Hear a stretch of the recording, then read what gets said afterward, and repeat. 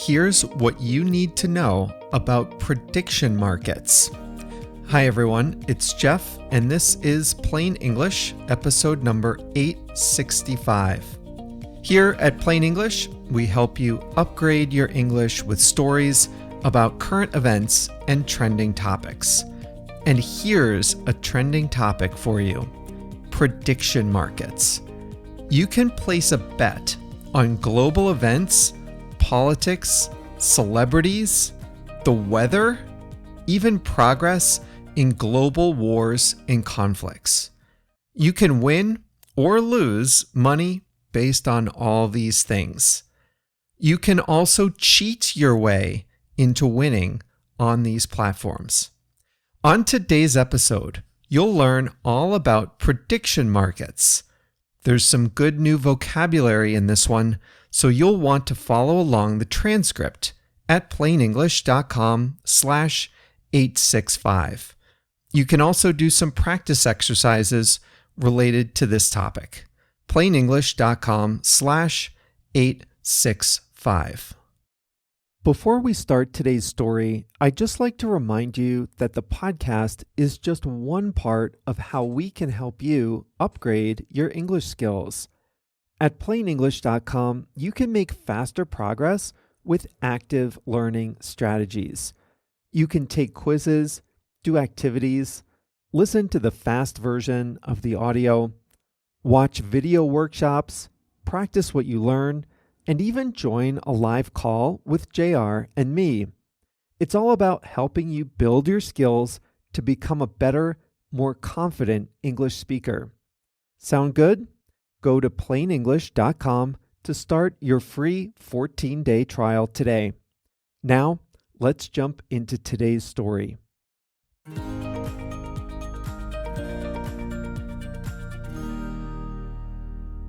In early April 2026, some strange things were happening in Paris.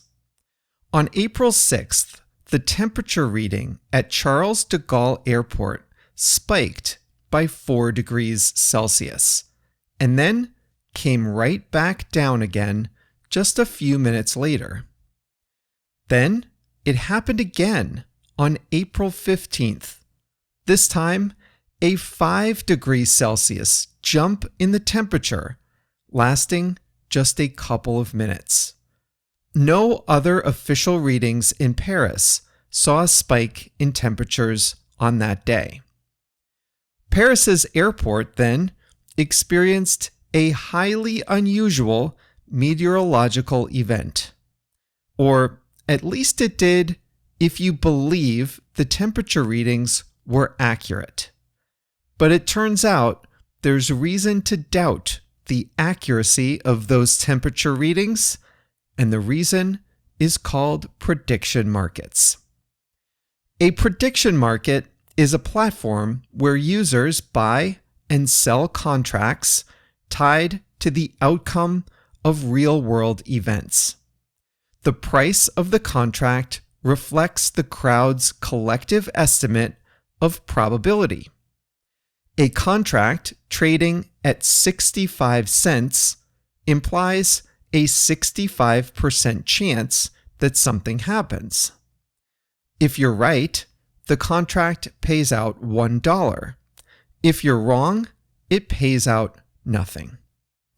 There are 2 global prediction market leaders: Polymarket, founded in 2020, and Kalshi, founded a year later. These platforms let users bet on a lot of things.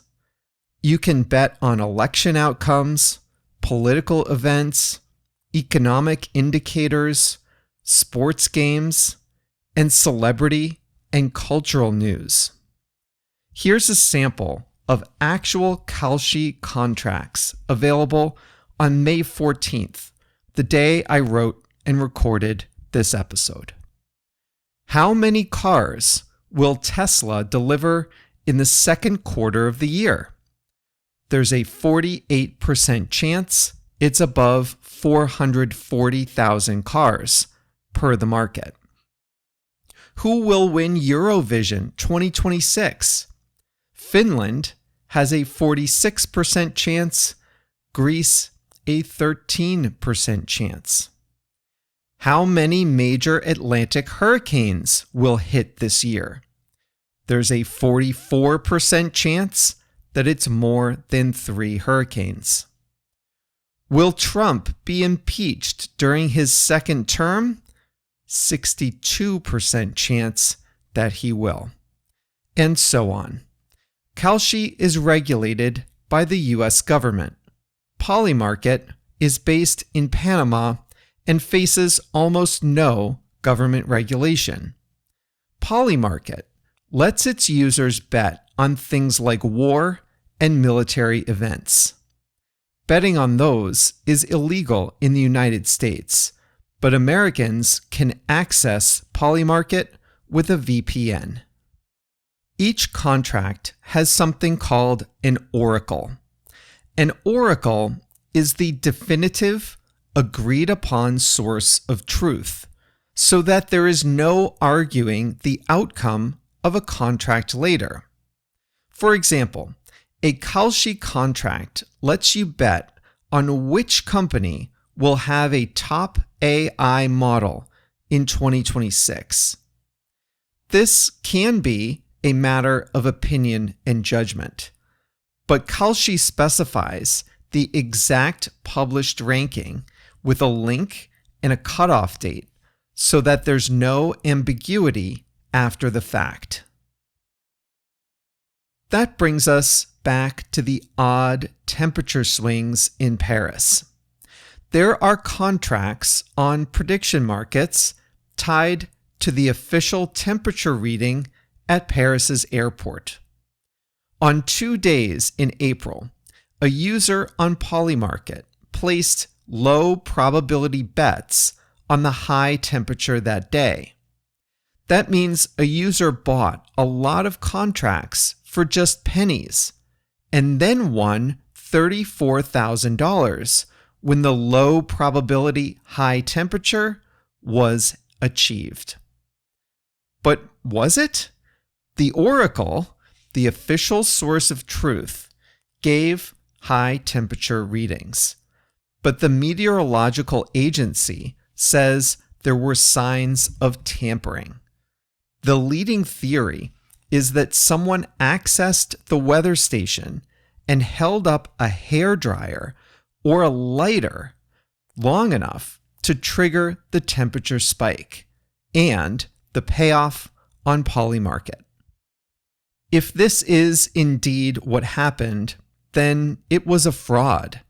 And this was not a harmless fraud. Other users who bought opposing contracts lost money when they would have won under fair conditions. And there's a real-world impact too. Air traffic control uses temperature readings for takeoff and landing decisions. Falsifying temperature readings could have put planes in danger. This was not the only fraud that could have put people in danger. An American Army soldier involved in the operation to capture Nicolas Maduro opened a Polymarket account just 1 week before the military operation. He placed 13 bets in the week before the raid, all of which related to the military capture of Maduro. His bets netted him $409,000, or 12 times his investment. Anyone watching these contracts closely would have seen someone placing a large bet on this low probability event, and it could have ruined the surprise. That one soldier was arrested, but he's not the only one profiting from secret military information. In fact, a recent analysis showed that half of all long-shot bets on military action were successful. That's well above the win rate on other types of long-shot contracts. This suggests a lot of people with classified information are using betting markets to profit from their knowledge of national security secrets.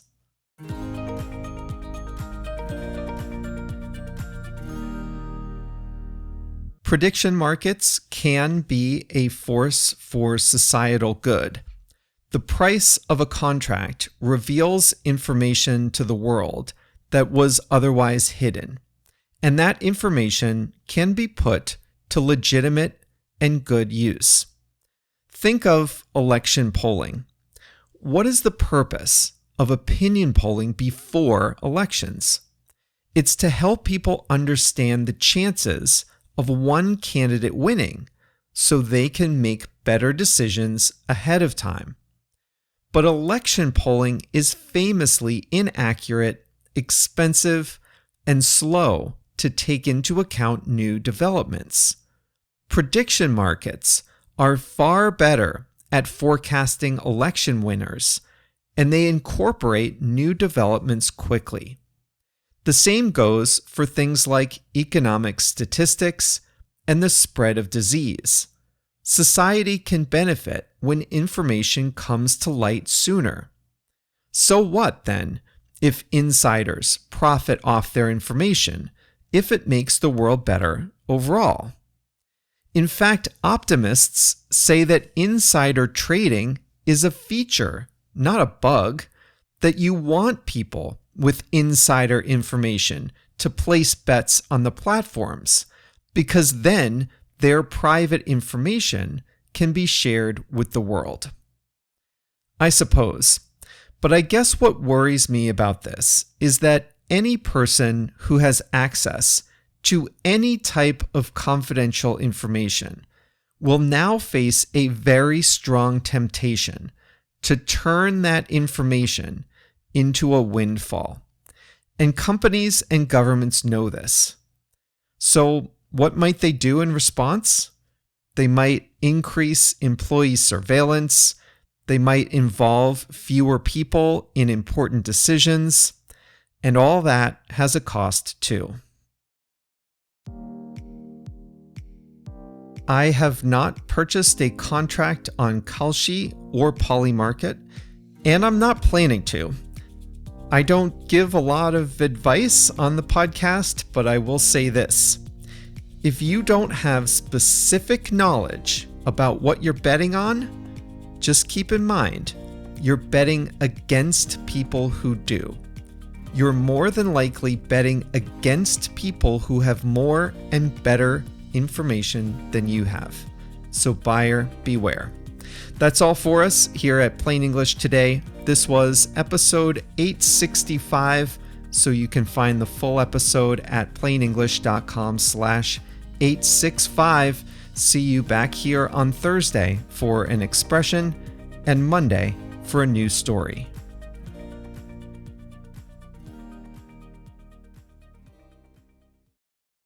Listen up if you speak Spanish, Portuguese, Chinese, German, French, Italian, Japanese, Polish, or Turkish.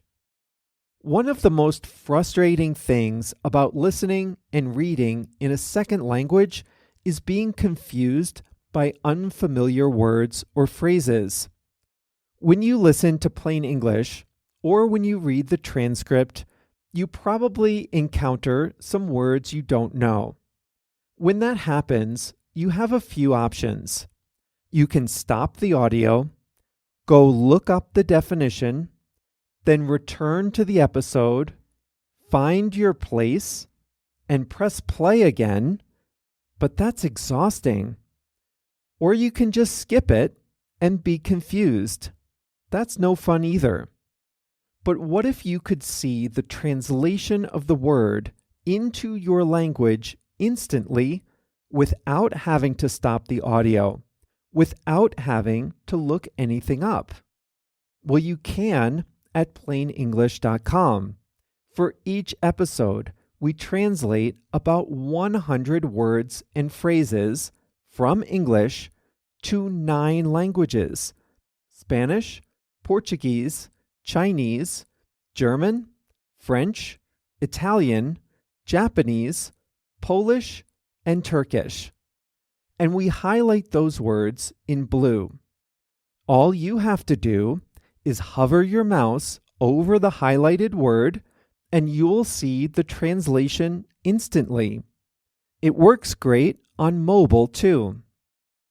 It really makes listening a lot more satisfying, and it's a great way to expand your vocabulary in English. The best way to see these translations is to sign up for a free 14-day trial at plainenglish.com. During your trial, you can read as many transcripts as you like, all with the translations into your language. So sign up for your free trial today at plainenglish.com.